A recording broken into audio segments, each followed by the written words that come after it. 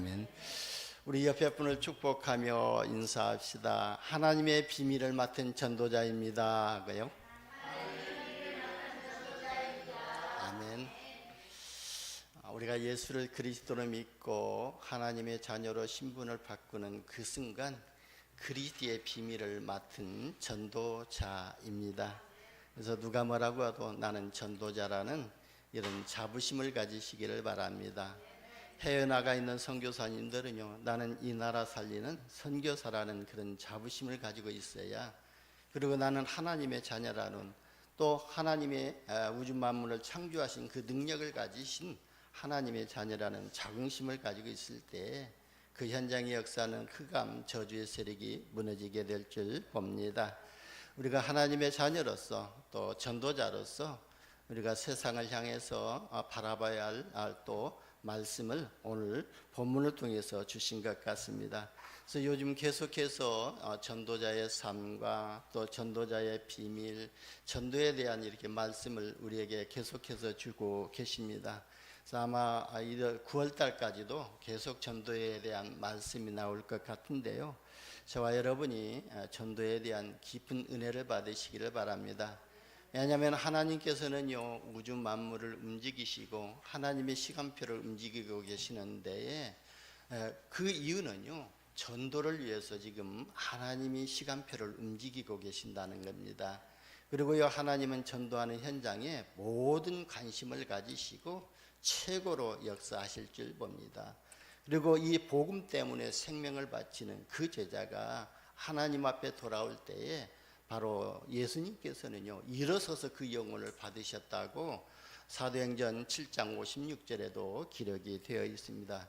이만치 전도가요, 우리 구원받은 하나님의 자녀들에게 축복의 통로가 되고 우리에게 주신 하나님이 또 주신 7 이정표를 확인하는 바로 삶이 전도자의 삶입니다.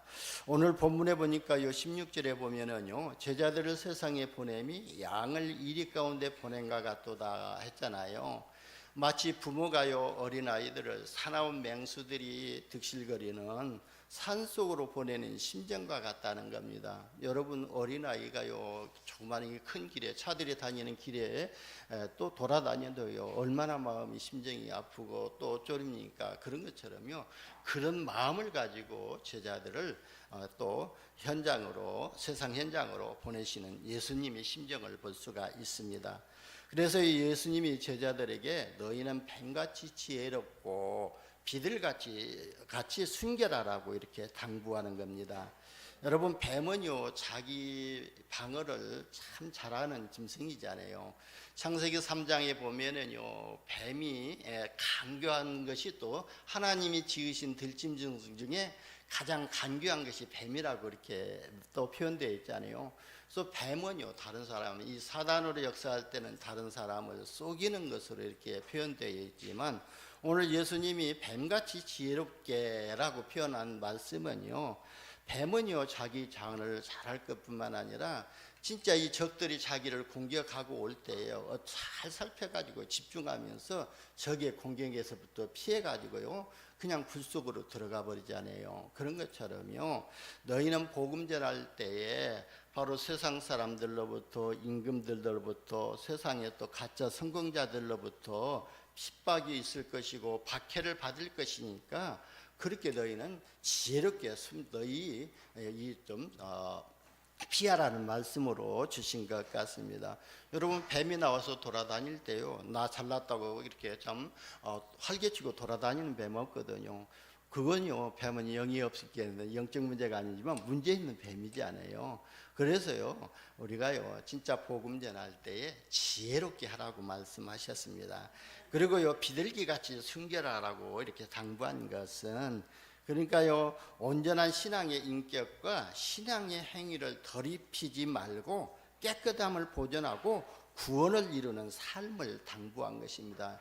여러분, 순결하라는 것은 우리가 또 이렇게 또 뭐 남자 여자의 어떤 뭐 이렇게 정결함을 표현하기도 합니다만은, 여기에서 우리가 영적으로 받아들여야 될 것은 우리의 신앙의 색깔을 순결하게 하라는 거예요. 그래서 우리가 오직 복음을 위해서 신앙 고백할 수 있는 거, 그러면서요 우리가 오직 다른 것으로 종교 생활로 우리 신앙의 색깔을 더럽히지 말고 오직 복음의 행위로 우리가 깨끗함을 보존하고 구원을 이뤄나가라는 것을 당부로 이렇게 말씀을 하셨습니다. 그리고 17절에서 23절에 보면은요, 제자들이 유대 종교 지도자들과 세상 총치자들에게 핍박을 받게 될 것이고, 공회나 세상 권력자들에게 붙잡혔을 때에 어떻게 변명할지에 대해서 이렇게 염려하지 말라고 했습니다. 왜냐하면요 20절에 보면은 말하는 이는 너희가 아니라 너희 속에서 말씀하시는 이 곧 너희 아버지의 성령이시니라 그랬습니다. 그러니까요 성령께서 우리가 예수를 그리스도로 영접할 때에 그 하나님의 성령이 우리 안에 들어오셔서 성전을 삼으셨지 않아요. 그러니까 고린도전서 3장 16절에 보면은 너희가 하나님의 성전인 것과 하나님의 성령이 너희 안에 거하시는 것을 알지 못하느냐 그랬거든요. 그러니까 예수를 그리스도로 믿고 영접하는 그 순간 하나님의 성령이 우리 안에 내주하십니다. 그가 우리 안에 내주하고 계시는 너희 아버지의 성령이 말하게 하신다고 그랬어요. 그러니까 성령께서 제자들에게 할 말을 가르치실 것이고 깨닫게 하시고 생각나게 하셔서 말하게 하신다는 것입니다. 여러분 우리가 현장에 전도할 때요 두려워하고 염려하지 마시기를 바랍니다. 저와 여러분이요 복음 운동하고 말씀 운동할 때요 그 현장에 맞는 필요한 말씀을 하나님이 주신다는 거예요. 그래서요 우리가요 어떤 현장에 갈 때 그냥 가는 것이 아니라 우리는 성령의 사람이고 성령의 인도를 받아야 되기 때문에 성령의 인도를 받는 그 자체가 뭡니까? 기도로 시작하고 기도로 진행하고 기도로 마무리를 해야 되지 않아요. 그래서 우리가 성령의 인도를 받기 위해서 기도로 준비하는 거예요. 하나님, 내가 오늘 누구를 만나러 갑니다. 오늘 그 사람을 만났을 때에 또 내가 무슨 말을 할까요? 하고 염려할 것이 아니라 하나님한테 물어보시기를 바랍니다. 그러면 하나님이 말씀을 생각나게 하시고 깨닫게 하셔서 그 현장에 필요한 말씀을 주신다는 거예요. 그래서요 하나님의 비밀을 가진 전도자는요 항상 성령의 인도를 받아야 됩니다. 그리고요 뱀처럼 지혜로워야 되거든요. 그래서 우리가 때를 따라서 오늘 복음 전하러 갔는데 그 현장이 전혀 복음 전할 그런 상황이 아니거든요. 그러면은요 우리가 지혜롭게 가서 인사하고 그냥 살짝 이렇게 빠져나오는 거예요. 근데 그 현장이 전혀 복음 전할 분위기도 아닌데 그냥 거기에서 예수는 그리스도 예수 이렇게 전하게 되면은 그 현장에 분란만 일으키게 되고 분별 없는 사람이 되어버리거든요. 그래서 우리가 뱀처럼 지혜로라고 말씀하신 것입니다. 그러면서 오직 복음만 전하도록 기도해야 될 줄 봅니다. 그래서 예수님이 감람원으로 제자들을 모아가지고 40일 동안 하나님 나라의 일에 대해서 말씀하시고 제자들에게 성령 충만함을 받도록 미션을 주신 것입니다. 저와 여러분이 마가다락방에 임했던 하나님의 역사가 임하도록 기도하시고 증인으로 응답받기를 예수님의 이름으로 축원합니다. 예수님이 40일 동안 하나님 나라의 일에 대해서 말씀하시고 너희는 예루살렘을 떠나지 말고 아버지께서 약속하신 그 성령을 기다리라고 그랬거든요. 그러면 그 아버지께서 약속하신 그 성령이 어떤 성령이냐면은 요엘서 2장 28절에 보면은 내가 말세지말에 남종과 여종에게 내 신을 물붓듯이 부어줄 것인데 그때 너희 어린 아이들은 장래일을 말할 것이고 너희 젊은이는 환상을 보고 너희 늙은이는 꿈을 꿀 것이라고 말씀하셨거든요. 그 말씀, 그 성령을 기다리라는 거예요. 그래서 그 미션을 받은 초대교회 성도들이요 예루살렘을 떠나지 아니했거든요. 진짜 미션 받고 예수의 이름으로 모이게 되면은요 생명의 위협함이 있고 삶의 문제가 있고 오게 되어 있는데도 불구하고 그들은요 오직 복음을 위해서 주님이 주신 미션을 붙잡고 마가다락방에 올라가서 오로지 기도하게 됐던 겁니다. 그때요 예수님이 또 약속하셨잖아요. 오직 성령이 너희에게 임하시면 너희가 권능을 받고 예루살렘과 온 유대와 사마리아와 땅끝까지 이르러 내 증인이 되게 하리라 그랬거든요. 그래서 오늘 또요 예수님께서 그랬어요. 너희들을 또 공의 앞에서 또 세상의 서밋들이 세상의 성공자들이 너희를 핍박하고 너희를 잡아갈 텐데 그들 앞에서 내가 너희를 증인으로 세우겠다고 말씀하신 겁니다. 여러분 성령이 임하고 권능이 임하게 되면은 저와 여러분은 땅끝까지 이르러 5천 종족 살린 증인으로 세우시겠다고 주님이 약속하셨습니다.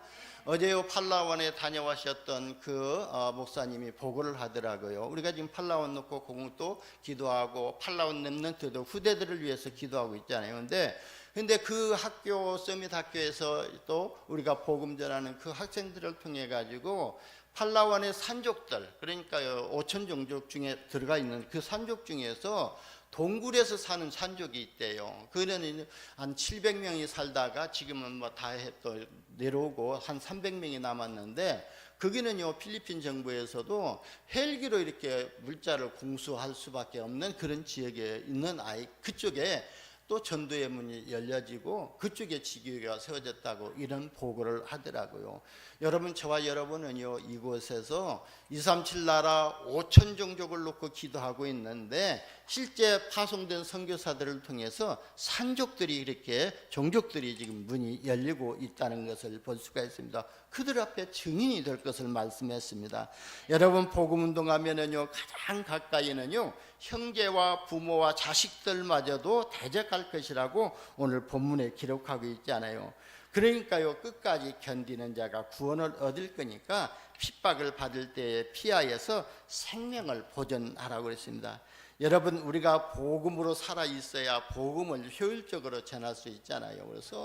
그래서 예수님께서요 너희가 핍박을 받고 그리고 이 동네에서 핍박하고 저 동네에서 핍박하면 이리저리 피해서 다니면서 너희 생명을 보존하고 너희가 가진 이 복음을 효율적으로 전달할 수 있도록 하기 위해서 뱀처럼 지혜로우라고 말씀을 주신 것입니다.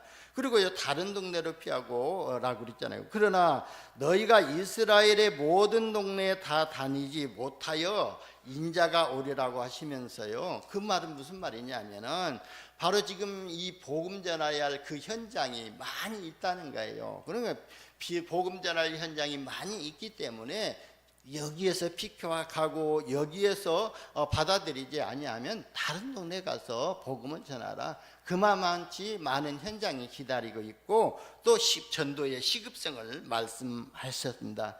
여러분 복음서를 보면은요 두 부류의 사람들이 예수님을 따라다녔잖아요. 근데 예수님이 행하시는 기적과 표적을 보고 따라다녔던 무리들이 있었고요. 또 한 부류는요 예수님의 제자로서 진리의 말씀을 듣고 배우는 데 열망했던 사람들이 바로 제자들이잖아요.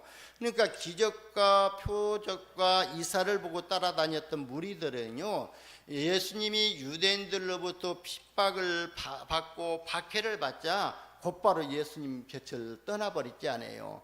그런데 제자들은요 3년 반 동안 예수님을 따라다니면서 예수님이 하나님의 아들 그리스도이심을 고백하는 믿음을 가지게 되었던 것입니다. 그러니까요 마태복음 16장 13절에서 20절에도 보니까 3년 동안 제자들을 데리고 다니시면서 또 이스라엘 지역을 데리고 다니시면서 예수님의 행하신 모든 행적들을 보게 만드셨잖아요. 죽은 나사로로 살렸고 눈문 자도 눈을 뜨게 만들고 벙어리도 말하게 만들고 그랬지 않아요. 그런 것을 보게 만드시고 나서 마태복음 16장 13절에 세상 사람들이 나를 누구라 하느냐 하고 이렇게 질문을 했습니다. 그랬을 때요 제자들이 세상 사람들이 예수님을 세례 요한이라고 한 사람도 있고 또 에레미야 같다고 하는 사람도 있고 그리고 엘리야 같은 사람 같다고 하는 사람들이 있다고 그랬거든요.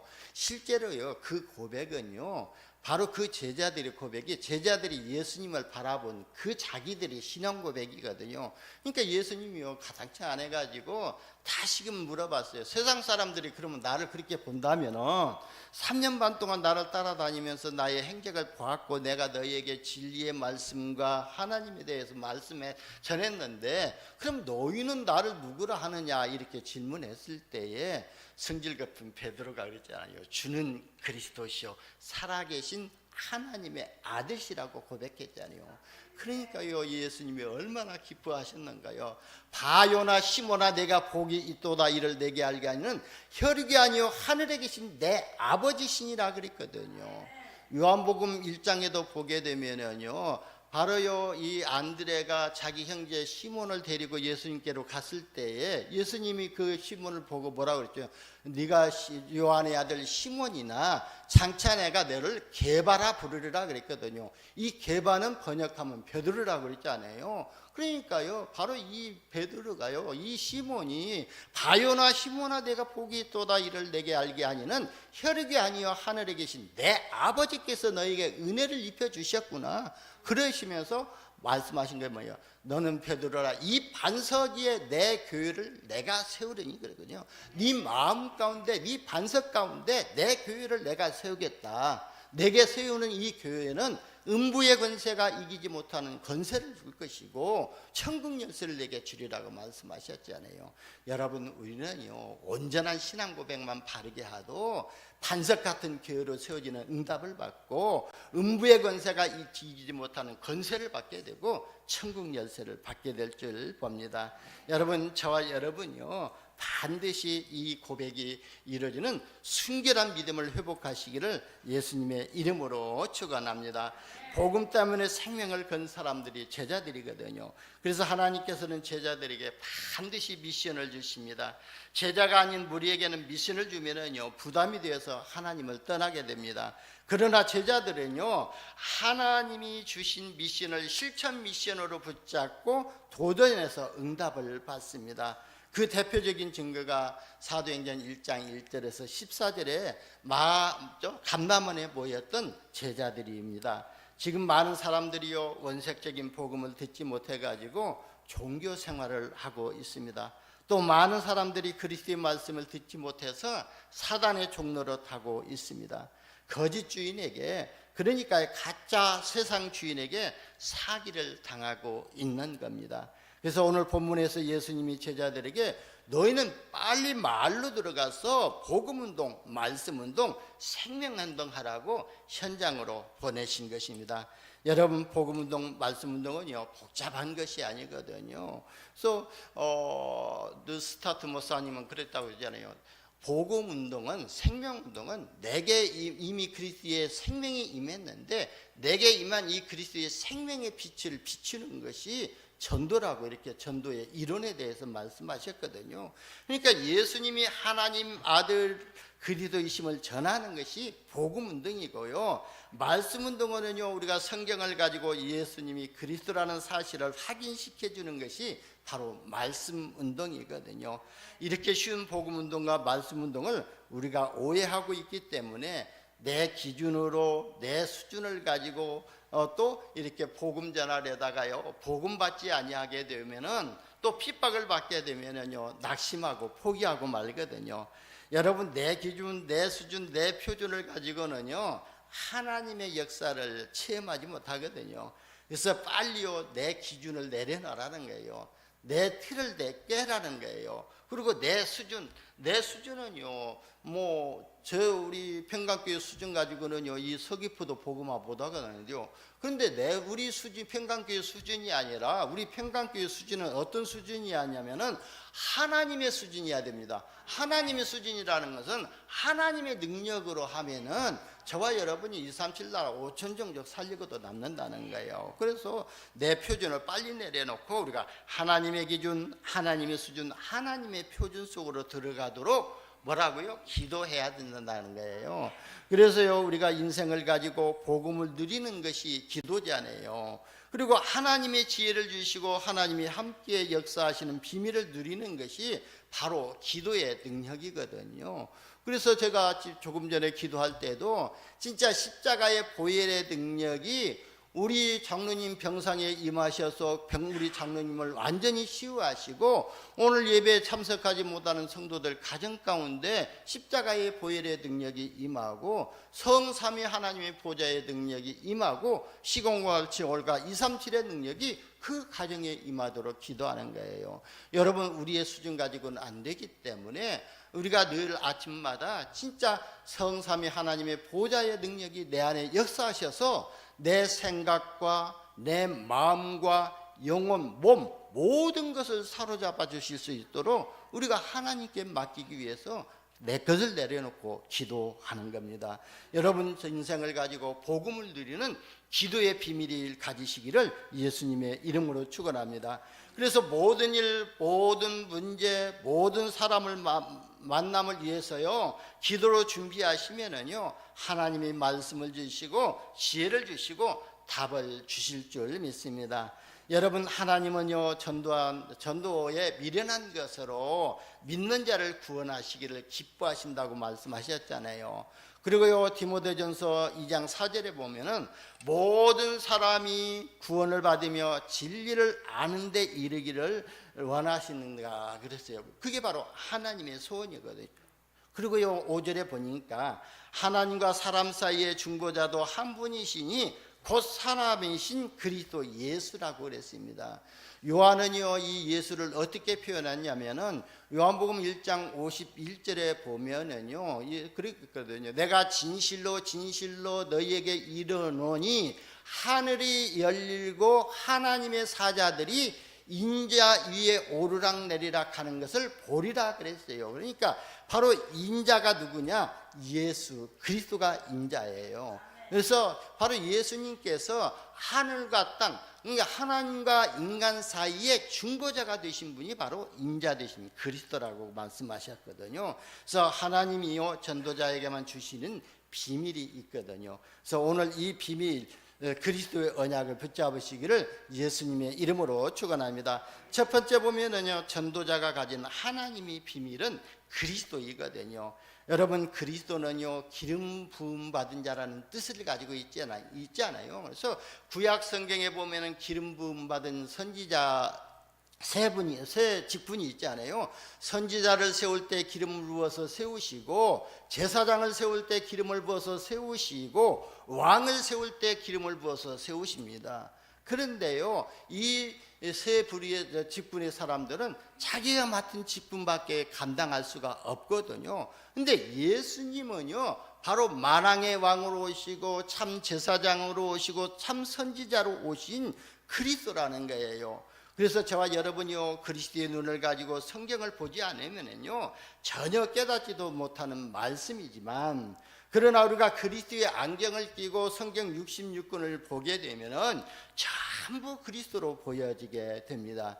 여러분, 그리스도의 눈이 띄어지는 은혜를 받으시기를 바랍니다. 창세기 3장 15절, 여자의 후손이 오실 메시아 그리스도의 비밀이라는 거예요. 저는요, 이 그리스도의 비밀을 모르고 그냥 막연하게 신앙생활 처음 할 때에 그렇게 성경을 많이 읽고 좀 읽었지만, 여자의 후손이 뱀의 머리를 상하게 하실 것이라 표현 그대로만 생각했는데, 나중에 알고 보니까 이 여자의 후손이 오실 메시아라는 것은 또 히브리어잖아요. 그리고 헬라어가 그리스도, 메시아는 헬라어로는 그리스도잖아요. 그러니까 그리스도의 비밀이 바로 여자의 후손이라는 거예요. 그리고 창세기 6장 14절에 노아가 만든 이 방주가 오실 그리스도의 그림자로 보여주신 거예요. 그랬대요. 그때 방주 안에 들어가는 모든 생물과 방주, 또 노아의 가족들이 다 구원을 받았던 것처럼,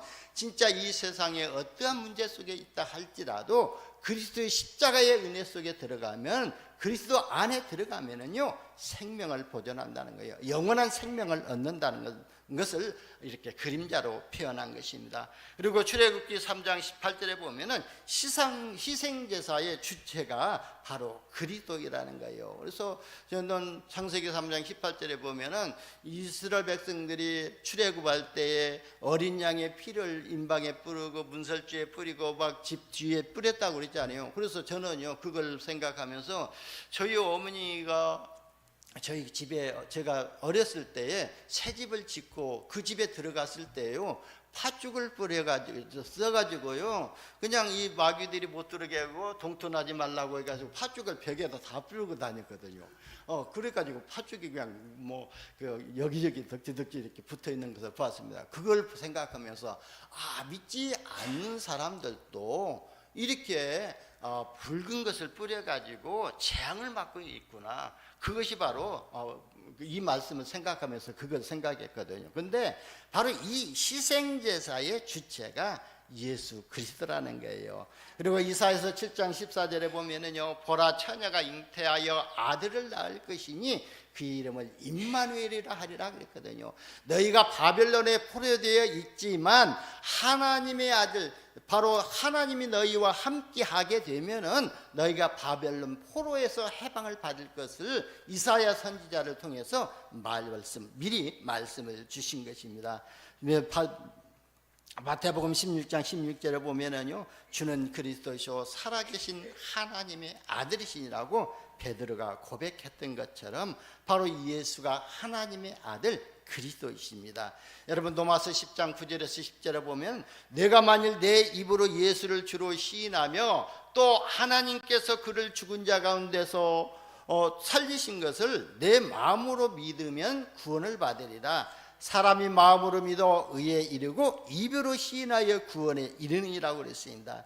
여러분 복음을 들을 때요 예수님이 그리스도라는 사실을 마음으로 믿어진다면요 하나님의 은혜를 받은 사람이고요, 또 이 복음을요 나의 인생의 주인으로 영접하면은요 하나님이 우리에게 주신 영생을 받게 됩니다. 그래서 내가 이 복음을 나의 인생으로 영접하면은요 그 사건은요 하나님이 영생 주기로 작정된 시간표가 임하는 시간이라고 볼 수가 있습니다. 그래서 사도행전 13장 48절인가요? 바로 그날에 영생 주기로 작정된 자가 있다 그랬거든요. 여러분 우리가요 하나님의 말씀을 이렇게 예배 때마다 듣지 않아요. 근데 예배 때마다 들을 때마다 은혜를 받으면 얼마나 좋겠습니까? 우리가 가정 문제로 자녀 문제로 또 산업 문제로 이렇게 예배 현장에 왔다 할지라도 이 생각 저 생각으로 많이 복잡해 가지고 말씀이 들려도요 들려지지 않을 때가 있거든요. 그런데 진짜 이 자리에 앉아만 있어도 하나님이 때를 따라 돕는 은혜가 있다는 거예요. 그래서요 진짜 은혜가 받는 시간표가 있거든요. 그래서 우리가요 그 은혜의 시간표가 언제가 될지 모르기 때문에 늘 예배 가운데 우리가 예배 중심의 삶이 되어야 될 줄 봅니다. 그리고 우리가요 어제 갔던 그 현장에 오늘 또 가는 이유는 어제는 하나님의 시간표가 아니었지만 오늘은 하나님이 영생 주기로 작정된 시간표가 될 수가 있기 때문에 반복해서 다니는 거예요. 그래서요 바로 우리가 하나님을 영접할 때 그리스도를 영접하는 것이 영생 주기로 작정된 하나님의 시간표가 나에게 임하는 시간이고, 그래서요 구원을 받는다는 것은요 하나님의 불강력적인 은혜의 시간표가 임하는 것이거든요. 여러분 우리는요 하나님의 불강력적인 은혜의 시간표가 아니면은요 내 것 안 무너뜨려지거든요. 왜냐하면요 내 것은요 창세기 3장의 역사였던 이 사단이 꽉 붙잡고 있기 때문에 안 내려지거든요. 그래서 빨리 우리는요 말씀 가운데서 내 것을 내려놓을 수 있는, 내 속에 사단이 진을 치고 있는데 그 사단의 진을 무너뜨릴 수 있는 것이 바로 그리스도의 은혜이고 그리스도의 이름의 권세거든요. 그래서 우리가 기도해야 될 이유가 거기에 있는 거예요. 하나님, 나에게 있는 이 영적 문제, 나에게 있는 이 또 사단의 망대가 지금 무너지지 아니하고 있습니다. 하나님 나의 기준으로서는 수준으로서는 무너뜨릴 수가 없습니다. 그리스도의 이름의 권세가 임해야만이 이 사단이 무너지게 될 줄 봅니다. 그래서 마태복음 12장 28절에도 보게 되면은 너희가 만일 성령을 힘입어서 귀신을 쫓아내는 것이면 하나님의 나라가 이미 너희에게 임하였다고 그랬거든요. 그래서 우리가 예수 그리스도의 이름의 권세로 기도할 때에 흑암 저주의 세력이 무너지게 될 줄 봅니다. 저와 여러분은요, 하나님의 불가항력적인 은혜로 구원을 받은 전도자인 줄 믿으시기를 예수님의 이름으로 축원합니다. 그러면요, 왜 복음 전하는 전도자가 핍박을 받지요? 지금 많은 교회들이 오해된 복음을 전하고 있다고 봅니다. 그러니까요, 교회 다니면 복을 받을 것이라고 이렇게 사람들을 유혹합니다. 물론 우리가 예수 믿고 하나님 믿으면 하나님이 축복하시면 복을 받습니다. 그러고요, 그 결과 붙는다고 또 있고, 그리고 교회 다녀야만이 문제가 해결되고 내 자녀들이 복을 받고 사업이 번창하게 되고 내 모든 질병이 치료될 것이라고 이렇게 오해된 복음을 잘못 전하고 있는 것입니다. 물론 그리스도의 복음을 믿으면요, 구원을 받습니다. 그 결과에 따라오는 것이 범사가 잘 되고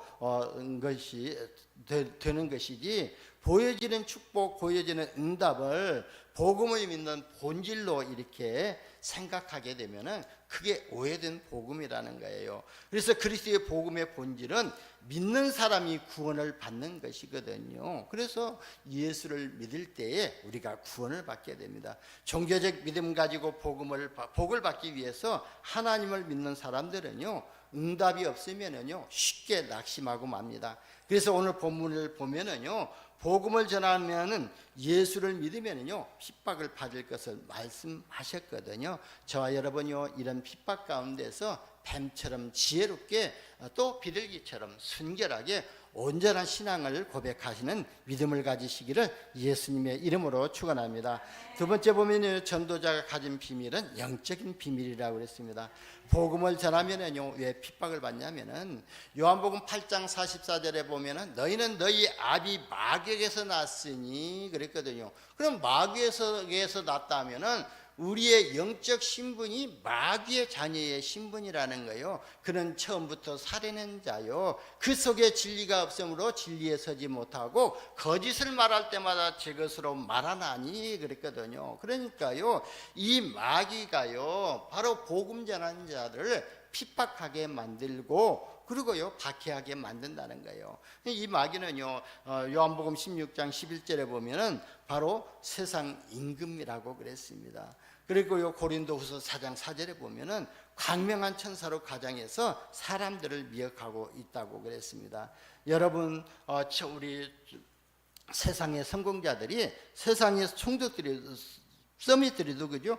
오늘 18절에 보면 총독들과 임금들 앞에 끌려가리니라고 되어 있잖아요. 그러니까 사단 마귀가요, 정사와 권세를 잡은 자를 잡고 있기 때문에 당연히 박해가 온다고 그랬어요. 그래서 에베소서 6장 10절에서 20절에도 보면은 이 악한 영들이 정사와 권세 잡은 자를 잡고 있기 때문에 너희가 영적으로 무장하라고 그러겠어요. 너희는 그래서 하나님의 전신갑주를 입으라고 사도 바울이 또 교훈하고 있지 않아요. 그래서 우리가요, 이 악한 영들과의 싸워서 이기기 위해서는 복음으로 하나님이 주신 전신갑주를 입어야 될 줄 봅니다.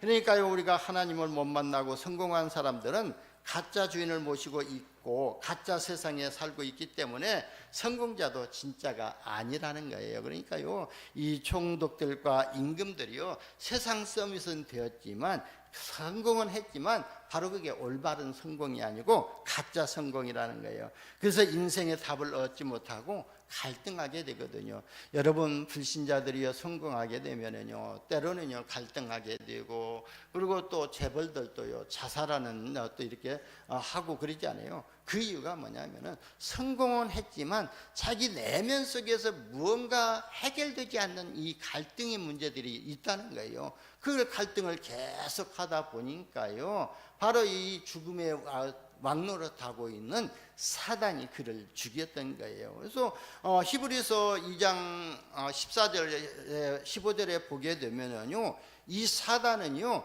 죽음의 세력을 붙잡은 자라고 그랬거든요. 그러니까요, 이 사단이 그 사람 가운데 역사할 때에 자살하게 만들고 있다는 거예요. 그러니까 우리가 가짜 성공이 아니라 진짜 여러분은 복음 서밋으로 거듭나시기를 예수님의 이름으로 축원합니다.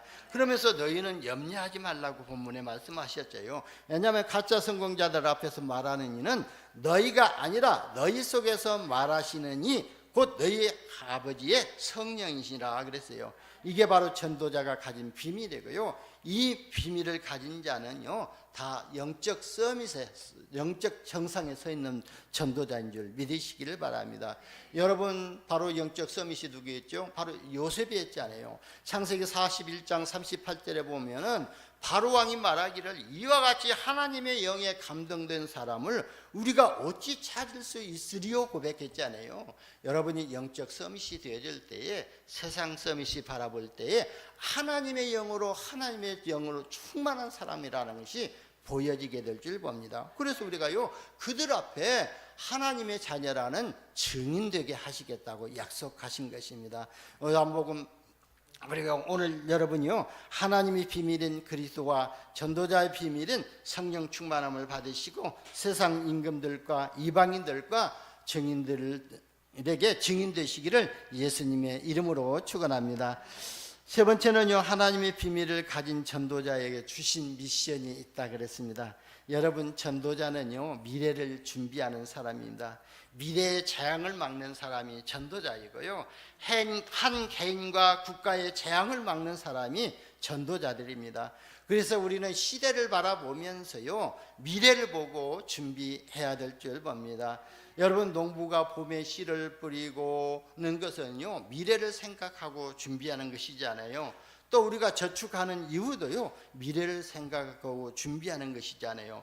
그래서 저와 여러분요, 진짜 우리는요, 미래의 성공을 위해서, 영적 성공을 위해서 우리가 진짜 성공자를 세워야 되는데요, 우리 후대들을요, 차세대 전도자로 키워야 될 줄 봅니다. 그래서 우리는요, 하나님이 가장 기뻐하시고 하나님이 가장 기쁘게 또 귀중히 여기셨던 그 성전에 이방인의 뜰과 아이들의 뜰과 기도의 뜰이 없어지고, 그 현장에서 유대인들이 소 팔고 동전 바꾸고, 그러니까 예수님이 그 성전에 들어가셔서 그 돈 바꾸는 책상을 엎으시고 화를 내셨잖아요. 너희들이 왜 이 기도의 뜰을 갖다가 너희가 장사의 소굴로 만들었냐고 채찍하시면서 책망하셨잖아요.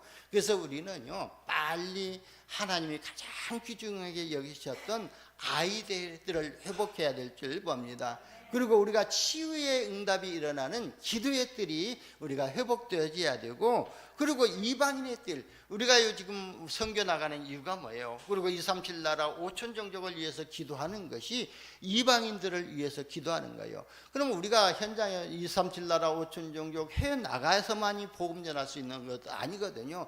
이미 우리나라에는요, 한 100여 개의 국가에서 와 있는 TCK들, 그 자녀들이 있거든요. 그들을 만나게 돼서 복음 전하는 것이 우리가 이방 전도하는 것이, 이방인 선교하는 것이거든요. 그래서 우리는요, 이 하나님이 가장 주님께서 가장 귀하게 여기셨던 바로 이 삶들을 준비하고, 삶들 안에서 우리는 금토일 시대를 열어야 될 줄 봅니다. 그래서 우리가 금토일 시대에 열어가지고, 금요일 날은요, 치유운동이 일어나고, 그 다음에 토요일 날은요, 우리가 말씀 운동을 말씀으로 각인시키는 시간이 되고, 그리고 주일 날은요, 하나님이 우리에게 주신 말씀이 성취되는 응답을 확인하는 이런 시간을 우리가 가져야 될 줄 봅니다. 그래서 우리 후대들에게 복음의 말씀을 각인시켜야 되고, 하나님의 말씀을 각인시켜야만이 우리 후대들이 영적 서밋으로 세워지고 세상 종로로 타지 아니하고 세상에서 영적 서밋으로